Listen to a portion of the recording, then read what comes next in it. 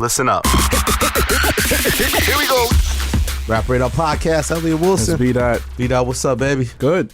You got Shy City in the building, man. Sky was on time because he be cashing them acting checks. Not man. a shot. Listen, you got to put some respect. This is an Academy Award winner. Ooh, 3-time Grammy winner. Thank Yeah. you.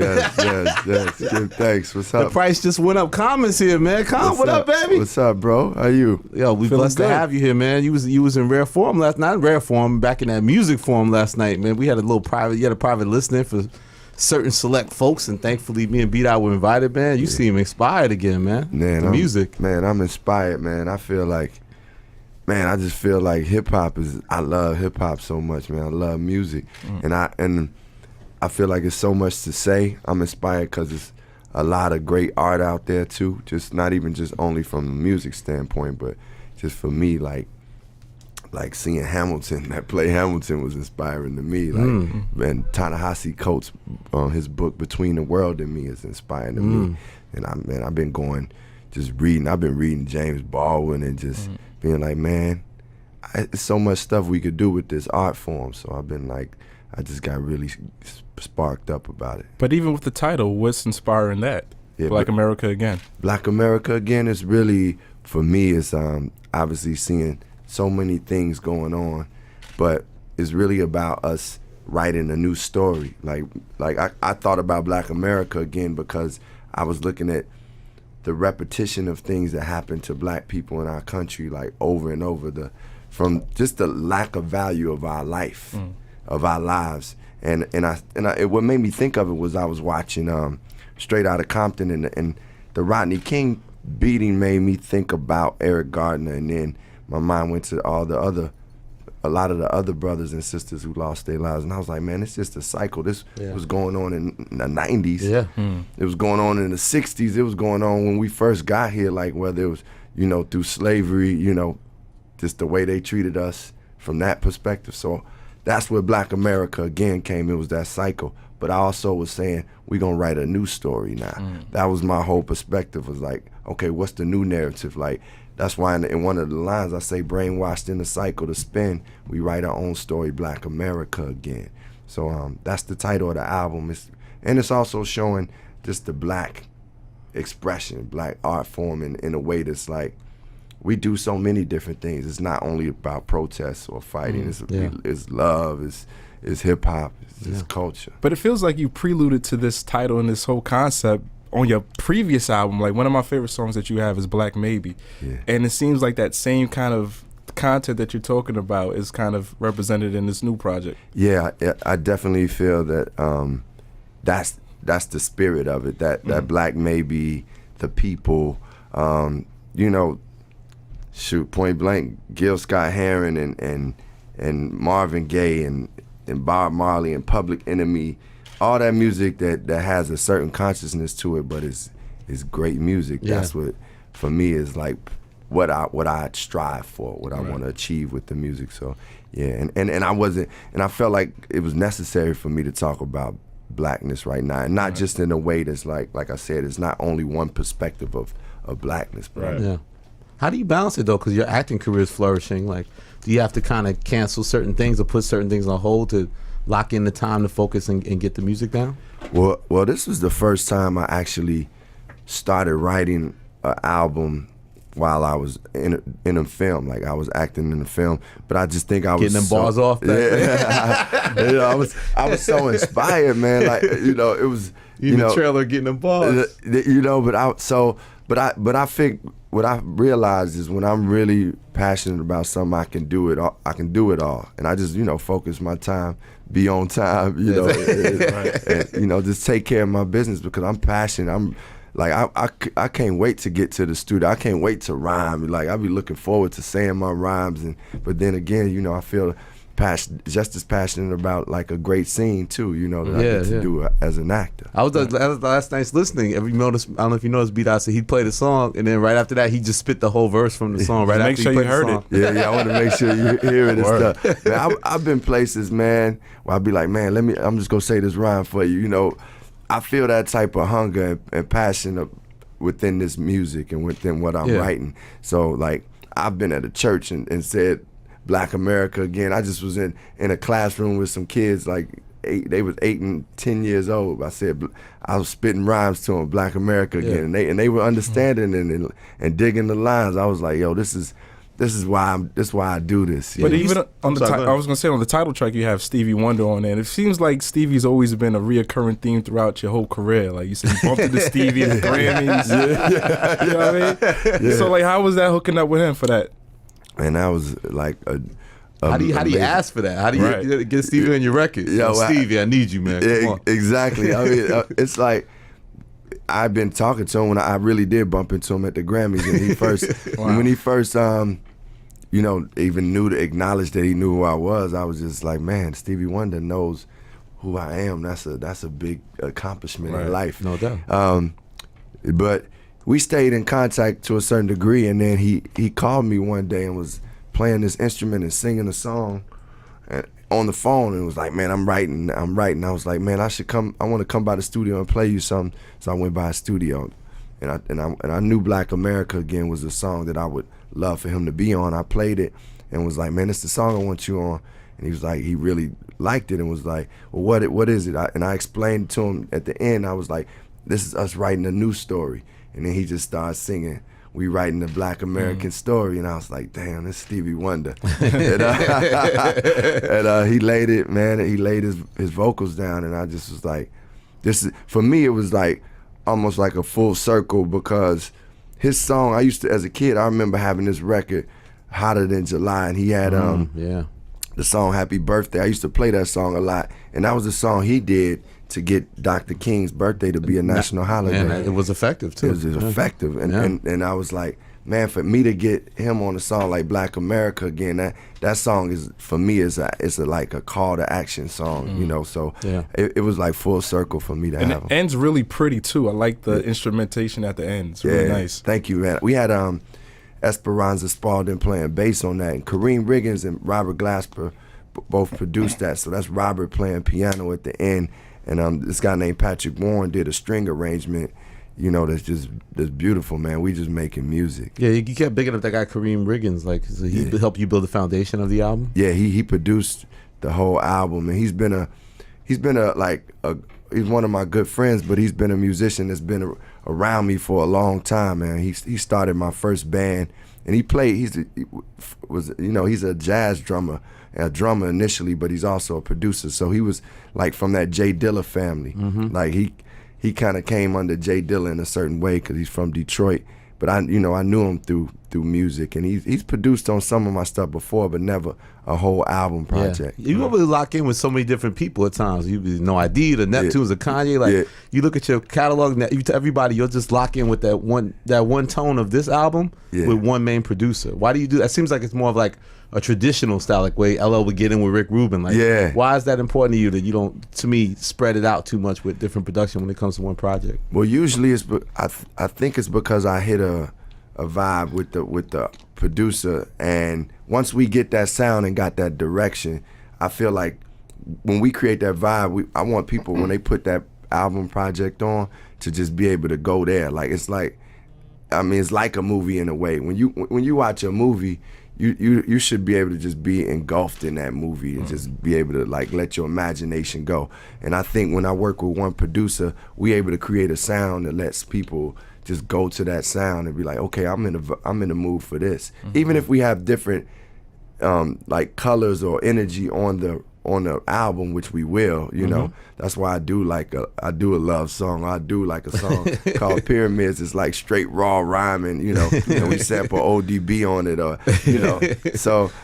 But I think that's, you know, to me, when you connect with the producer, you create a certain sound and a vision that people can feel like, okay, this is the vibe I want to hear right now. Mentioning Pyramids, I remember at the listening session, don't quote me on the lyric, but you said something like someone said you should rhyme for 19-year-olds or something like that? Oh yeah, what happened, I was in the studio and this guy was like, this artist was like, man, I only rhyme for 19-year-olds, because he was 19. He was like, I don't care about nobody else but 19-year-olds. And I start my verse off like, this brother, this nigga told me only rhyme for 19-year-olds. Nigga, you should rhyme wherever the spirit goes. Right. Here it goes, lyrical miracles. These are pyramids from the Imperial. Right. You know, so it's kind of So like. Tom, you trying to say you didn't like that comment? Yeah. No, I wasn't feeling that, and it was just I wasn't feeling it, and I was like, man, I don't think Nas when he wrote Illmatic was like,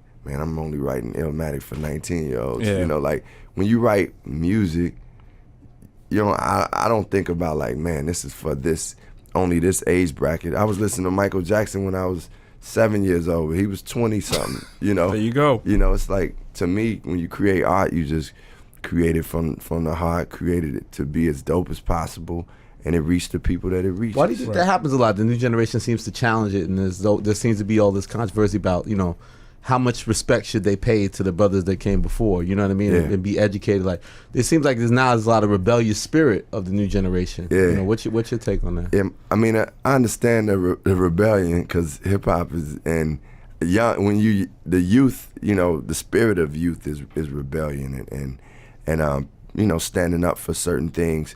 I think it's important that anybody that gets in any field, and I'll speak specifically about hip hop, that you really should know like the history of it, know the art form, because it will make you better as an artist. Even if you don't choose to do anything that sounds remotely like anything from the past, you still will know what quality is and know what greatness is, and also just know where this come from, and it gives you more information too, man. Like for me, like any field like when I started acting, I just went back and studied all the things they said were classics. Some of the movies I didn't even really like think that was that dope, but I still needed to know that, like, oh, they say this is a classic, so This at is least a Woody Allen classic. I gotta watch it. I gotta watch it. Yeah. So my point is, in hip hop, I think, I mean, it's just gonna make you better. I can tell, like when I listen to Chance, you could tell that Chance the rapper listened to hip hop before. You know what I'm saying? Like, or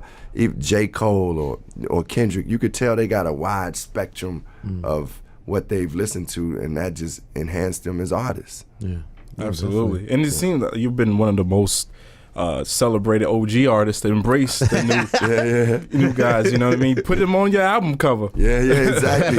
Yeah, man. I mean, I think, you know, I'm not one of those guys that feels like, man, what are they doing with this and that? It's like, man, some of the young artists are doing real dope stuff, and they speak in their mind, like the way they see it. So how could I ever knock that? That's what we did as young hip hop artists. We were just speaking our minds, and some people were like, what is this rap stuff and what is this? You know, but so I can never. I'm embracing them, man. They doing what they doing. What I think is dope, I say is dope. Right. If I don't really like it, I ain't really gonna like sit out there and be like trying to badmouth your music, because that's your expression. Do you ever take the time to reflect on your journey with that? Because, I mean, you coming from Chicago, you broke a lot of barriers down. We always talk about, like, when you moved to New York, that was a turning point, and he caught a lot of heat because it was like, this guy's living in New York now. Like, you know, can you speak a little about people may not know your journey to, like, get that acceptance and feel like the hip hop community has embraced you and you belong? Yeah, well, that was a big thing for me. Like, starting off as an artist, one of the first things I was wishing is that, you know, you get accepted by New York, like the De La Soul and KRS-One or whomever knows who you are. Like, I want them to know. Like, that was the initial name of my album. My first album is named Can I Borrow a Dollar? It was kind of like a metaphoric phrase to saying, can we get ours now? Can I get a piece of the action? Like, so it definitely was a journey to get people to know an artist coming from Chicago at that time. But one thing, I look at the lineage of Chicago and see there's so many, like, really talented artists that come from there. And, like, they got an authentic sound, or we have an authentic sound. Like, Lupe doesn't sound like Kanye. I don't sound like Chance. Chance doesn't sound like Lil Bibby. You know, it's like, people find their individuality. And I think, you know, that was one of the things that I, you know, made a promise to myself, was to stay true to who I am as a human being, as a man, and as an artist. That's dope. What were you saying you were gonna call the first album? You said you got to. I was saying, nah. I mean, I only remember the title I had before, but I do know. I was just saying this. The statement "Can I Borrow a Dollar" was really making a statement to hip hop, just saying we want to be recognized. You know, because at that time it was just, it was just New York and the West Coast. Yeah, definitely. When speaking of Chicago on the album, Little Chicago Boy, you know, you have your pops on. That's like the dedication track to your father. Yeah, that man, Little Chicago Boy, man, that was. I felt like when I was digging like into I keep going back to acting, but this time at the moment I was writing, I was working on a film, and it was making, you know, my character was dealing with a lot of different things, so it kind of made me be reflective of myself. And my father died in 2014, September 2014, and you know, God bless his soul, he's a, you know, prominent figure in my life. So you know, I felt this song was a real great way to just pay homage to him, and it was real honest, and it was like, man, I just, you know, I ain't try to paint him as this perfect human being, but I was just telling about my connection to him and how I revered him, and then sometimes would laugh about some of the things he would do and some of his mistakes, you know, choices he made dealing with dope, but then at the same token reading the Bible and the Quran, teaching me stuff, you know. So the song is definitely special, and I have this gospel artist on there who I love. Her name is Tasha Cobbs, and you know, my father, we had some, he had wrote some stuff for the previous album, Nobody's Smiling, and we never used it, so wow. So we got him speaking on this one. Oh, okay. That's why I was wondering. I was like, did he do it before? Because he's known for doing the spoken word at the end of the albums. Yeah, so he did it. Yeah, that was really for Nobody Smiling, and we just kind of put it all together. How did that start to become such a constant theme of his presence on all your records? It was like one day sitting in the studio while we were recording Resurrection. He came by the studio. We was drinking beers and like Calm used to drink back then. Yeah, I still drink. That's why I'm red wine. We're gonna get to that red wine. Yeah, that red wine. Yeah. Yeah. So we was drinking and chilling, and then we was playing some music, and I was like, "Yo, Dad, why don't you go in there and just say something on the microphone?" And you know, I ain't had to tell him twice. My father, like, he ain't shy. He ain't shy, boy. Man, so he went in there. And from that moment on, you know, that was like just a stream of consciousness. From that moment on, he just started like being like, I mean, I was like, I gotta have him on the next album because people loved hearing him, and I did too. Like, it was like, wow, this is good. It just was kind of therapeutic. Still, people come up to me today and be like, man, I love those Pops raps things. And man, he would just ad lib him. Like, you knew what he was gonna say, or was just kind of. Well, the first one was all ad lib. The rest at that point, he became a writer at that point. Like, I got it, and he would sit down and really write it. And he took pride in that, and he loved it when people came up and said, man, I love your work on that. There was a lot of life lessons from those gems, and like even on the new album too. I think it's on Joy and Peace. You talk about like how you could drive a car, but you can't have it until it's yours. Yeah. Man, you listen to the lyrics. I mean, isn't what we're supposed to do? Yeah. You're right. You are supposed to do that. Thank you. But you know, we don't always do what we're supposed to do. Right. Not what you did. What's the clarity on that specific line? Like, what? Well, that line.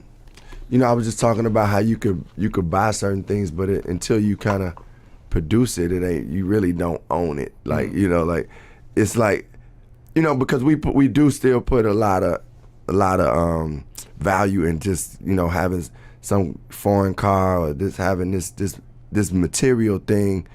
But man, if we ain't really producing it for ourselves, then I just felt like, man, you ain't true ownership of it, especially if you valuing that more than you valuing who you are. Right. So I kind of was like, that was the depth of the line, but yeah. Okay. I'm just saying, because, you know, a lot of these days, you know, rappers are talking about we need ownership, we need to own this, and, you know, with the whole, everything that's going on, ownership is like a really big deal. I mean, but I'm reinforcing that thought. Right. We should own, like, I like that artists are owning their music. I like that you have an artist like Chance that's out there, you know, doing the thing himself, like, right. and I like when NBA players be like, no, I'm moving over here, I'm doing this. I feel like at that point they showing that they are the owners of their destiny. Right. You know what I mean? I know the fans is fans, people get mad, commentators get like mad. Kevin Durant type thing, yeah. I ain't mad at that. I wasn't mad when LeBron left because, man, the owners, the team could trade you when they want to trade you. Yeah. Right? So if you say, man, you know what, this is what I want to do with my life. I want to go play with these people. I want to move my family to this city. Yep. I don't look at that. I look at that as ownership. Right. Speaking of family, I mean, I'm thinking about your aunt. You know, Aunt Maddie Lee. How's she doing? Yeah. Thank you, man. Aunt Maddie is doing really good. I just seen her because she came to Chicago for the iFest. We had a festival where it was like in Chicago over the past weekend. We had J. Cole perform and the Internet, and I performed The Roots. Ice Cube came and did a guest appearance in my set. That shit still doesn't make sense to me. That's crazy. I swear, like when I see Jay-Z and Nas, it doesn't make sense. You and Q, it don't make. I don't care how many years has passed. 20 years later, you want us still to be. It still don't make. It don't look right. Yo, 20 years, what you want us to do, man? It just don't look right, man. I know what you're saying too, to a certain degree, because when you see certain boxers and they, you know, like when I see Tyson and Holyfield, I'm like, right. You still kind of want them to have some friction, but damn, man, it's time for us to make so now, money. So you get to the point now where you can like playfully jab about the past or joke about it that way. You gotta keep it real clean. I ain't gonna front. Cube don't seem like he want to be joking about it too much. You know, like I mean, and plus, you know, we settled that with Minister Farrakhan way back in '97 and never really had a discussion. Yep. And then we had that discussion when we were filming Barbershop. We just had a quick little talk, and it was like he brought it up. You brought it up. Yeah, or just was he brought it up, and then we talked about it, and then we just kept it moving. Because for him to even say, "Yo, let's do this movie together," is like, man, I gotta honor that, man. You want us to be mad at each other till we, it's like wearing Adidas with Nike. You know, it's just like it don't make sense. But how real did it get back then? And what do you make of nowadays if you see like a Meek Mill and Drake or these kind of conflicts now? Like, and now with social media, the way rap beats play out, like, what's your take on that and like the stuff you went through and how you view I think conflict now in hip hop, which is always inevitable. To me, it's inevitable, man. I mean, we human beings. It's gonna be some conflict sometimes, but man. When Ice Cube and I was going at each other, it was real. Like it was like I was mad, I was upset, I was pissed. I mean, you made a record called "The Bitch in You." Yeah. Classic. And he obviously wasn't happy either about stuff. So, and then we saw at that time we had a show in Atlanta, and me and my guys saw Mac 10 and these guys, and we kind of went at each other. It wasn't no hands was thrown, but we was everybody stood their ground like, what's up? You know, so it was a little tension. It could have got to a worse situation. I'm glad it didn't, because you know, as we know in hip hop, a lot of people were losing their lives, especially at that time too. Like that was right around the time that Biggie and Tupac had died. God bless their souls. So but now when I look at hip hop, you know, it's nothing the matter with rap beef. You know, it's like, for me, an MC go MC. Like, you do what you do. You feel like you need to say something. But I do hope that you don't get to the level where dudes start damaging each other, like physically, because it's like, man, cats got a lot of opportunities to do great things. Like, meaning the artists that we talking about, like Meek Mills and Drake, they super successful artists. So you don't want to see them go at each other where they crews get to shooting and blah, blah, blah. And I know it can escalate to that. So my take on beef is just like, man, just you keep it on the rap level. That's, you know, rap is a contact sport, as Rakim always said, you know. I always wanted to know, does the perception of who you are bother you? No, not too much. You know what I mean by that? Yeah, right. Like, am I like this conscious dude? Yeah, like serious all the time, and let's have some wheatgrass and talk about our feelings. Yeah, exactly. I'm like, Common's not that kind of guy. Yeah, I mean, you know, I feel like I have all different aspects to me as a man, just point blank, and you know, I'm a spiritual person. I like to kick it and drink and have fun. You know, I might be talking about James Baldwin, like I said, but then I'm be looking at a thick girl like, yo, what's up? Like, I feel like it's just what human beings are, who we are. So that stereotype of me, or whatever, the perception, right. it doesn't really bother me. If initially it did, 'cause I'm like, man, y'all keep putting me in the conscious category. I know I got on this crochet. I know I got this crochet, but damn, man, I still might smack this nigga, you know, like, if I need to, you know what I'm saying? Did you go through that? Like, De La Soul talks about that a lot. Like, they was getting challenged because of reception. Like, did you feel like coming up in the game, Cass tried to test you because of that situation?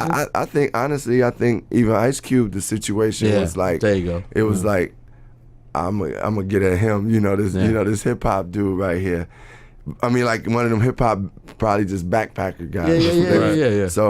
So I did get challenged in that way to a certain degree, but not as much, you know, just in the scope of life. Meaning, like when I would go out to shows, it wasn't like, you know, some rappers, because they talk a lot of stuff on their records, they always getting challenged. But I ain't get that much. And it was, you know, obviously coming up, it was times where I would like. Dudes would do something in the crowd to me, I would kind of go at them, you know, my own way. But you grow out of that, and you're just like, man, I got things to do in life. Right. But your aggression sometimes comes out in these bars. Yeah. You know what I'm saying?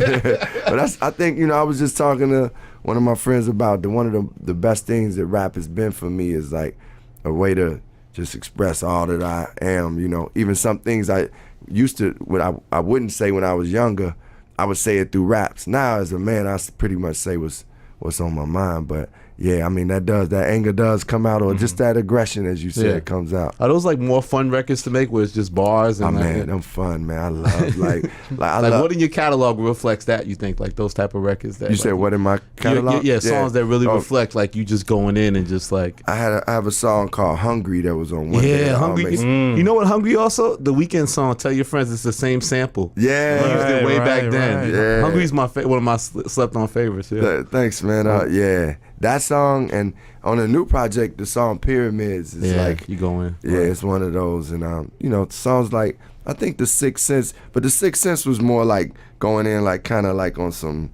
Nas type, you know, where it's got a little more depth. But Hungry is one of the ones I would say. Yeah, it's a dope record. I'm thinking about the aggression. Was that kind of aggression spewed when you and Kanye battled on the radio?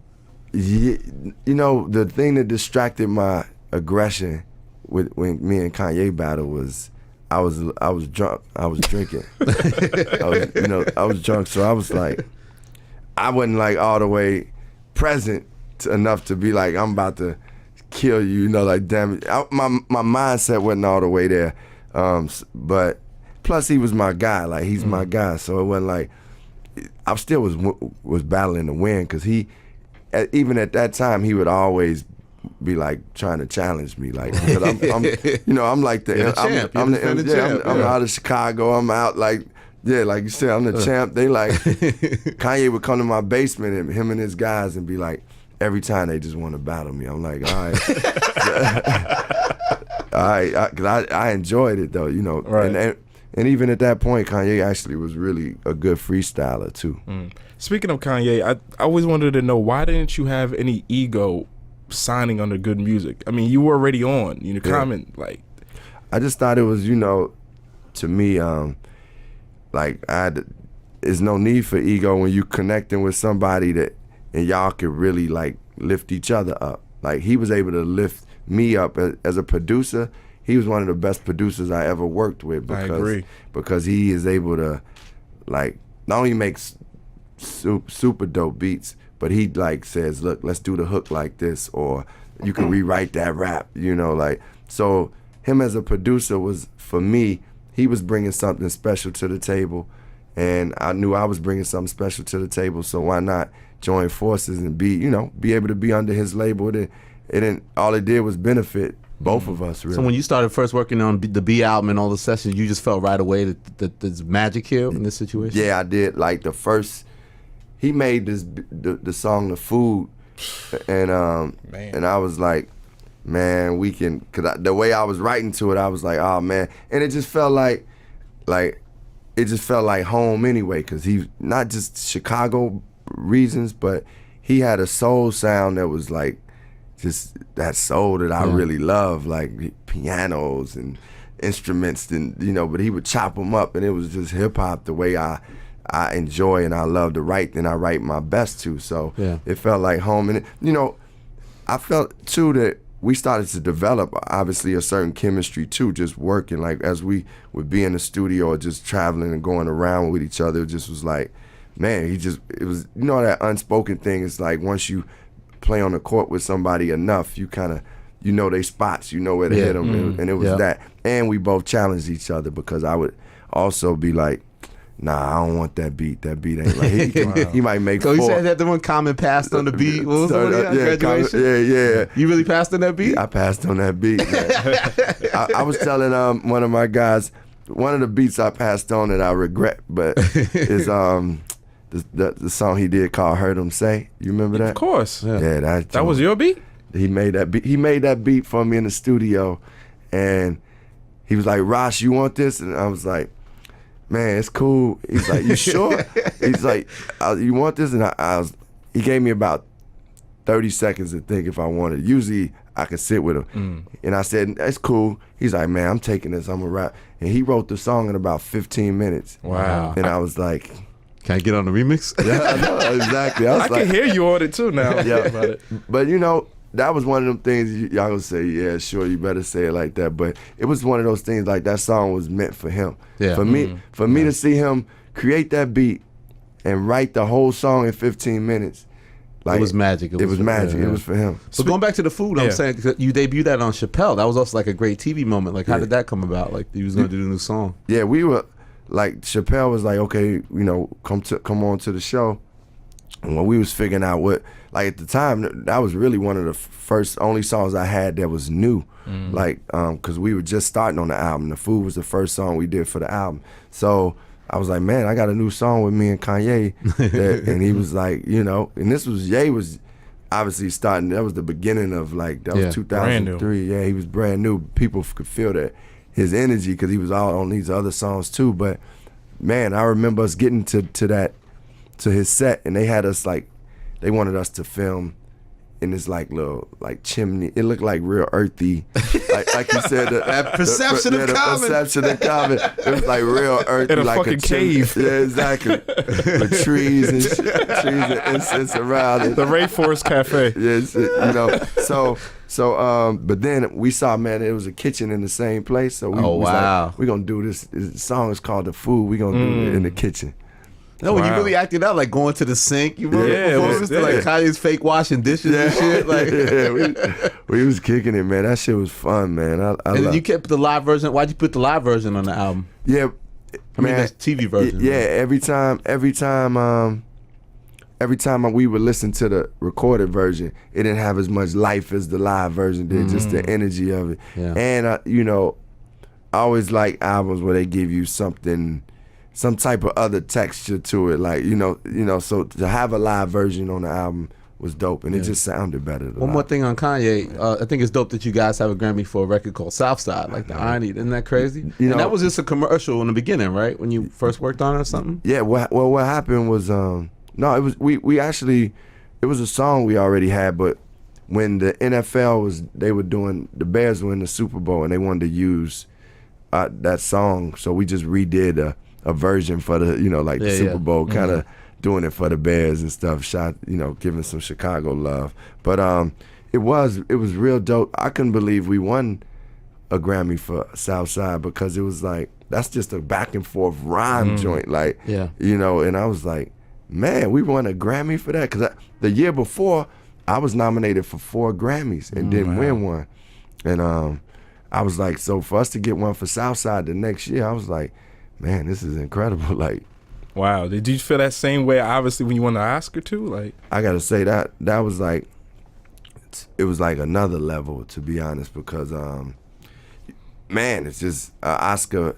It's hard to get those, man. It's hard. From an Oscar party crashing to actually having an Oscar. You know what I'm saying? Exactly. And it's like, not only that, man, it was, for me, to be up and win an Oscar for a song that and a movie that had like that type of meaning. It was like, man, this is what I'm supposed to be doing. You know how you said what we're supposed to be doing? I felt like I was within my purpose up there. Where do you keep it at? In my crib, man. It's at the crib in LA. I just keep it, you know, somewhere when I walk downstairs, sometimes I look at it and sometimes I don't. You know, like sometimes I look like, dang, that's an Oscar right there. And sometimes I'm just on my way doing my thing. So I'm grateful for it, I gotta say, and I think that the platform has provided me to do more. Like it's made me like want to go out and do more within the communities and do more social work. It's giving me more like opportunities. Like I'm building with like the CEO of Starbucks, and he like about doing stuff in the community. So it's like more people are aware of who Common is because of that, and I can do more. So like, you know, we all know you dissed Oprah, but on Red Wine on the new album, you talk about y'all was on a plane together kicking it or something like that? Yeah. What happened, we were doing some promo for Selma, and I was about to fly back to LA, and Oprah was like, man, you want to fly on my plane? I was like, yeah. And the funny part is my mother and everybody were there, and I was like, you know, they were going their separate ways anyway the next day. But I was like, Ma, I gotta leave. I'm taking this plane. You dissed your boss for Oprah? Yeah, I was like, I'm out of here, Ma. You know, so it was a good, you know, she's a man. Oprah's an incredible person. Yeah, snacks on the plane, man. Yeah, we was drinking wine, man. There was true stories I was telling that like we drinking wine, just talking shit, man. What's the conversation with Oprah like? Man, it's just all the real stuff, man. She just like, we talked about everything from relationships to. You didn't say the N-word, did you? No, she ain't having that, boy. She be like, yo, hold tight on that now. Yeah, but she's real cool. It you know, as you said, like the perception, the conversation definitely was not like all serious. Right. It was like, you know, we talked about that episode of Good Times now. Yeah, you'd be surprised at stuff she know. Wow, that's what's up. I want to get back to the music a little bit. I always struggle with B or Finding Forever. I think Finding Forever might got B just by a little bit. Yeah. But like, what are your memories with creating that project? Well, that project, I remember, like, first of all, I mean, I'm glad to There's a debate there. You like that rap debate? Low End Theory, Midnight Marauders type shit? Man, I'll take that, man. Anytime somebody can mention, you know, multiple pieces of your work, then that's a blessing. But when we were working, we started that album. Kanye was on tour with U2, and you know, I was ready to work, so I was like, man, got some beats. Yeah, he got beats. He's like, come out to Australia. So I had to go out to Australia. We first started that album actually in New Zealand, and we rented this studio, and we started working, and it was just he made I can remember he made like, man, what did he make? He made Southside and like a lot of the songs there, and then we went to Australia. And he made The People, and then we went to Hawaii. And he made like Black Maybe and love that song. Yeah, man, thank you. And Forever Begins, and it was like it was an evolution in making that album, but we had that natural flow, and it's like I said, we had been working. We had already did one album, and we were around each other doing shows together, so it was just a natural flow. And man, I didn't even like think hard about making an album. The only complaint Kanye had about that was like he hated the album cover. He was like, man, why are you doing that? Man, that album cover is terrible. Cover right now. You can sit there. It's like a painting. Yeah. Yeah. Now I look at it, it's not great, especially when you. I mean, it's cool, but I feel like if the album is in talks of being one of your great albums, you want the cover to be classic. Like Water for Chocolate. I think that might be one of the most iconic images in hip hop. That particular album cover. Yeah. I mean, I was really grateful for that album cover, because that's a Gordon Parks photo, and the fact that they let us, you know, utilize that for the cover. I mean, that's definitely my favorite cover I've done up to date. But my new cover is really dope. What I was telling you all yesterday is this artist named Lorna Simpson created some artwork for all the artwork on my album, and she's like just a dope artist from New York. So I'm excited, man. I like this project is really like I said, I just went to the art, man, and like I worked with dope artists, dope filmmakers, Just You said trying- Ava DuVernay is Yeah. involved? Yeah, like Ava DuVernay did a piece. I had several black film directors do interpretations, like little small vignettes of what Black America again is to them. So Malcolm Lee, who directed Best Man and Barbershop 3, did one, and Ava DuVernay did one, and Casey Lemons, who did Eve's Bayou and Talk to Me, did one, and this brother Bradford Young. We just shot a short film for Black America again. He's the dude that was the director of photography for Selma, and he's about to go shoot Star Wars. And this dude is incredible. So I've been trying to like just bring black artists and just express them, express all what, because we in a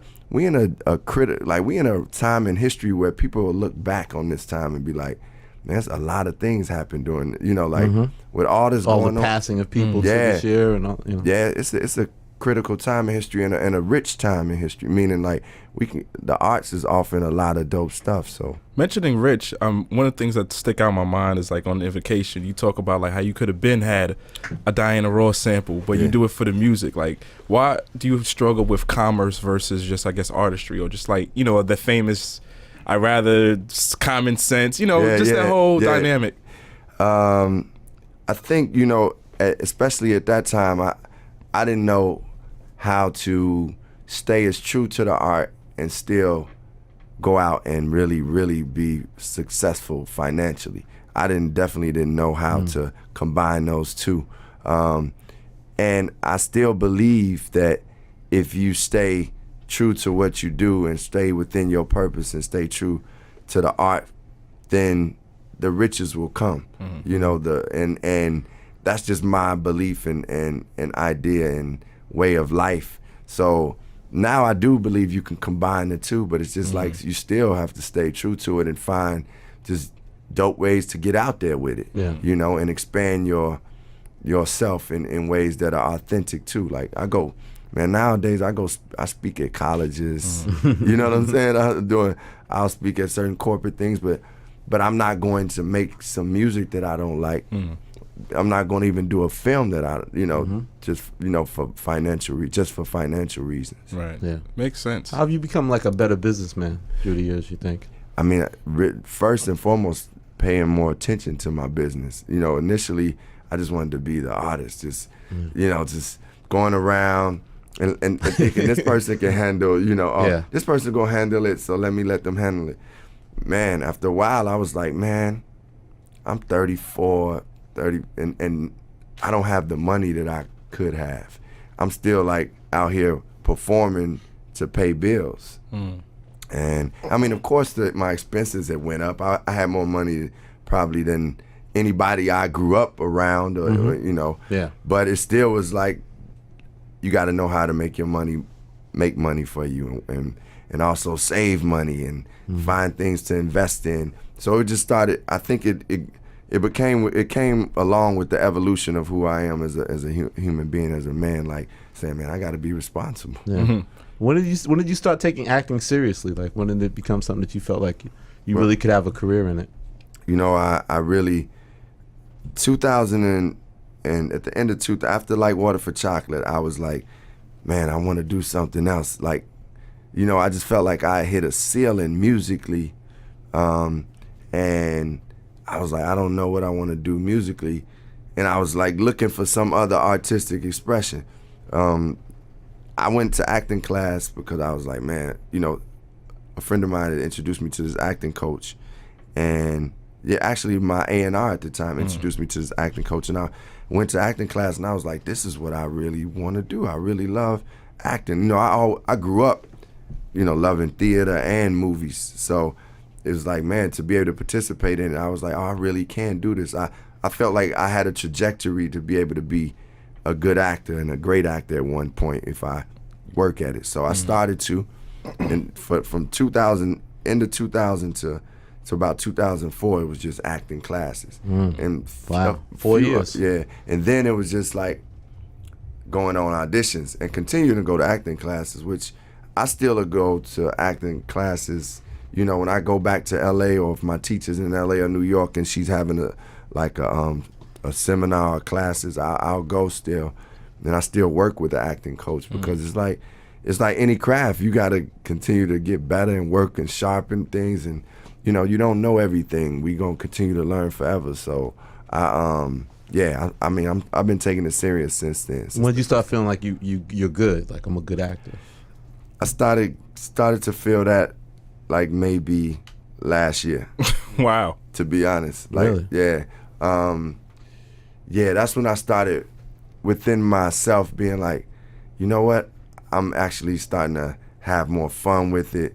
You know, like when I first started being able to really freestyle or whatever, like I was like, that's how I'm feeling now as an actor. And let me be clear, I got a long way to go to be in the greatness category, but I want to get there, and I can get there. I'm gonna get there. But this last year, I was just like, oh man, I started, you just start having fun with it and trying new things, and that's when I started saying, okay, I'm getting good now. But that was, because I had some films I had done, some roles I got to be a lead in.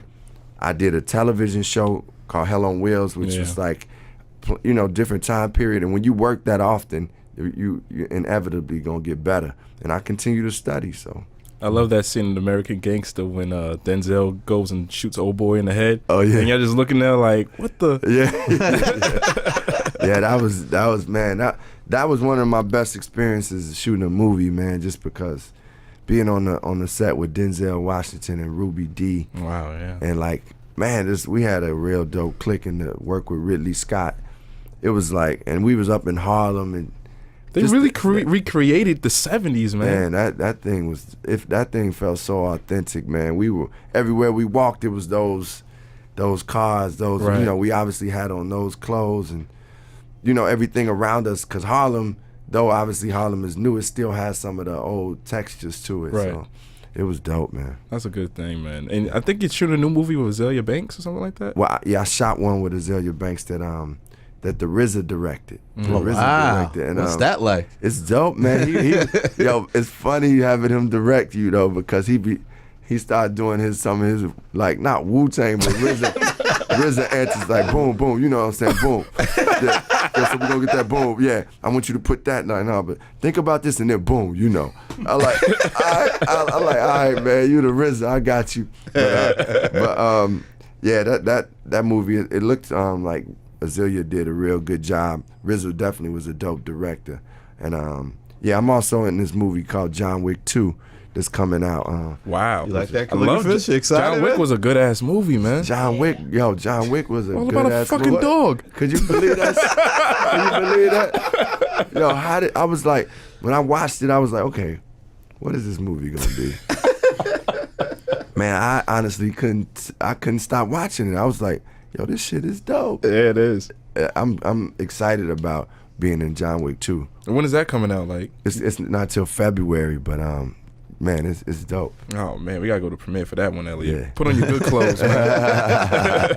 But you still delivering for the ladies though, man. Love Star. Yeah. It's just funny. You listen. You was like, yeah, I just like to make some love shit. Okay, then play that one. That didn't get the big intro. Like, Yeah. I mean, because that's ultimately that is a place like we were just talking. It's a thing that I that's another side of me that I express, and I enjoy that, like to be able to talk that love talk sometimes. It's funny, talking the lyrics always in the light. I never asked you like the part where you're like chicka-ka.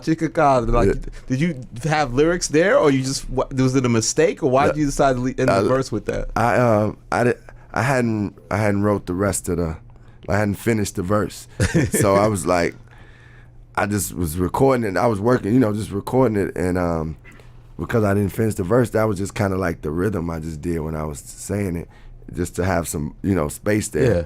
And man, I ended up keeping that take because I kept trying to do other takes, and it was like Didn't feel natural. it didn't feel natural. And what's crazy is that's one of the most said lines I ever have in a rap. When I'm at a concert, I could, every line I say, I can't just put the mic out there and they'll say it. They can't match the bars. But that line, they always took it. I mean, that ain't even a line. It's just it's tick-a-ta, tick-a-ta, tick-a-tick-a-ta. And they say it. They always say that. I love and hate that song at the same time.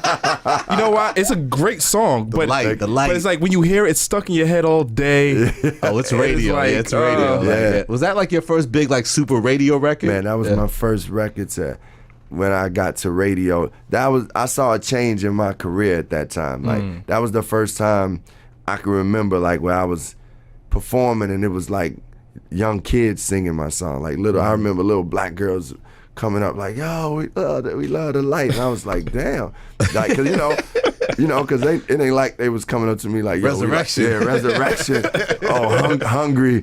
Communism. Yeah, like they, so it was dope, man. I mean, and the thing is, it was authentic. Like it wasn't like me and Dilla was like, man, let's make a commercial joint. He sampled that. Like Dilla would sample things that he would sample Rick James, Super Freak. No, not Super Freak. Was it Give It To Me, Baby? And chop it up and you wouldn't even know. Like this song I got called Doing It is Rick James, Give It To Me, Baby. And he chopped it up. But my point is, you can't hear it. But my point is like, Dilla wasn't afraid to go to whatever like sound. It could be the most obscure jazz, or it could be like this group called Gentle Giant. There's just some obscure stuff, or it could be some popular stuff, and he just freak it. His passing definitely. I mean, you even said, listen, you said you ain't been as inspired since his passing. Like, speak a little about how much your connection with him was and your memories of him. Yeah, well, I mean, he definitely was one of my closest friends. And definitely one of my biggest inspirations in music. Like looking forward to a JD beat tape or, beat CD or whatever. It was like whatever new batch he had, I was like, man, it was like we all couldn't wait to hear that. And it was like getting to work with him. I would just look forward to making music. So when he passed, it not only left some hurt as friends, like you lose your friend, but you also lose somebody that you used to creating with and that inspires you to create. So I didn't really kind of realize it till like this album that I was like, I ain't felt this feeling like since Dilla passed. Dilla passed in 2006. That's kind of when we were finishing Find It Forever. And so it was like, man, this is, I don't know. I just got inspired now. I think Kareem hit a space that gave me that inspiration, but it definitely, and him being a son of Dilla may be part of the connection, but it just was like, yeah, losing a friend and seeing a friend die young and somebody so talented and inspiring, it took years for me to even talk about it, deal with it. We'll always miss him, but we always keep his energy and spirit alive through what we do too. Are you and No ID locking back in? Because The Dream of the Believer was we love that album. That's a Rap Radar album right that there. album right there. You like that album? Hell yeah, man. The Blue Sky, you kidding me? Yeah. The record with you and Nas. Come on, man. Thanks, man. Yeah. Sweet was vicious. Sweet was hard. Yo, thanks, Hey, bro. motherfucker, Frank Sinatra. La records. That shit was hard, man. No, man, we had it in the Rap Radar. We had like one of the top like on two, our ear and list. It was like number 2 or something. Thanks, like that. man. I feel like that's it's not slept on, but I think that's probably that's like your album that didn't. Yeah, get out there. Yeah, the same level, but it's like the rare gem album. Yeah. Well, good, man. I mean, through the course of 11 albums. Yeah, of course, yeah, exactly. 11 albums. You like, some albums gonna be slept on. Some people just ain't gonna like. Some gonna hit the masses and be this. Yeah. I remember hearing Spike Lee talking at some panel, and he was like, man, you kind of don't judge an artist on one piece of work. You judge them on their body of work. So God willing, my body of work will show the evolution. You'll be able to put on this one album, Dream of Believer, and be like, damn, I slept on that album. Like we put on Here My Dear, and people be like, damn, this Marvin Gaye album was cold, and it wasn't even his most popular. But so I do hope. I mean, I don't mind having those type of albums, as long as I can continue to just God willing, keep making music. When you get making these albums, do you know that this is a? Did you know B was gonna be a classic or like? B was the one album that I felt like, man, when we made it, I was like, man, this album is like, this got something, like it's classic. Like, yeah, that album. In fact, I remember that was the first time in my like listening sessions, I'd be like, yo, y'all, this album is classic. Talking right? that talk. Yeah. I mean, it didn't hurt that I was around Kanye. That kind of like put the battery in your back. Yeah, it gets you all charged up. Bullying the journalist, 5 stars, man. Yeah, exactly. That's it. I want these 5 stars. Yeah, I actually got a good energy. Like, I feel great about this new project. Yes, sir. You know, I feel really like, as far as a piece of art, like, I don't know where it ranks or what it is and that, but I just feel great about it. Like, the energy of it and the timing of it and the spirit of it. Yeah. That's Before we what get it out of here, like, just back to the craft itself, like lyricism, like that's still such a strength for yours. Like, there's so much now speculation about who writes rhymes and like, how do people become better writers or better MCs? Like, are there any tips you could give? Like, because with you, it just seems like you still always just have that fire and it comes out of you. Well, I think is one of the most important things is to keep like listening to new music. I mean, like, not only just music of today, but discovering new stuff and reading. Like, man, you got rap is intelligence, man. It's like when you look at some of the battles, usually the smarter guy is gonna win in a rap battle. That's just because the smarter guy knows how to put the words together and they know how to mess with your mind. It's just another.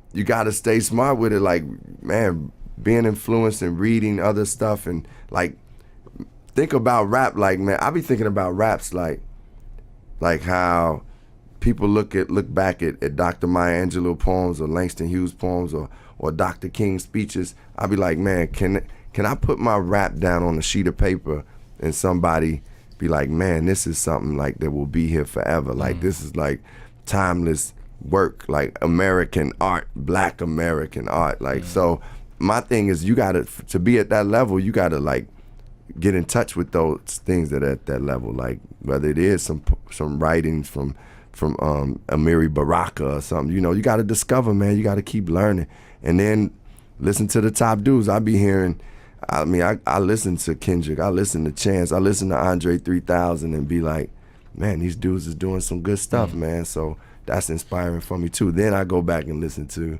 Illmatic, and I listen to Only Built for Cuban Links. Then I'll go listen to Miles Davis, and just keeping it. Do you listen open. to your stuff, the old stuff, and judge it, or like catalog? Is it hard for you to go back sometimes? Yeah, it's kind of hard for me to go back and to go back and definitely I don't go back and feel inspired.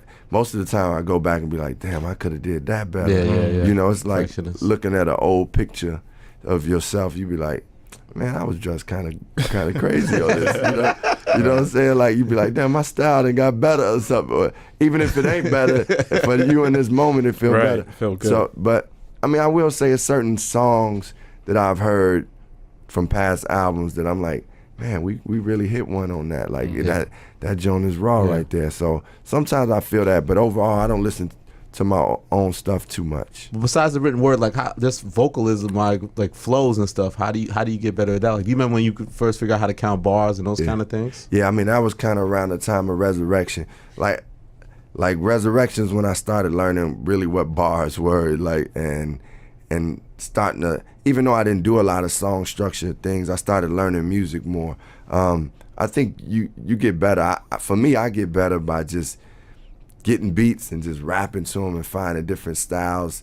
And I'm telling you, man, listening to different things, like, will give you the vocabulary to be able to do stuff. Not just like word vocabulary, but I'm talking about like syncopation vocabulary, and like it inspires different things. So, and you got it, like, to me, it's like an athlete or something. You got to work out at the craft. Like, I really be in my car rhyming, like, that's how I write my rhymes, and I just do it sometimes just rolling around because I want to keep growing. Right. Well, you're definitely growing this new album, man. I'm looking forward to it. Thank you. Yes, sir. Man. Great conversation, man. It's an honor to sit with you, man. Thank you, man. It's great to sit with y'all, brother. I'll see you soon, brother. Rap Radar Podcast. We out.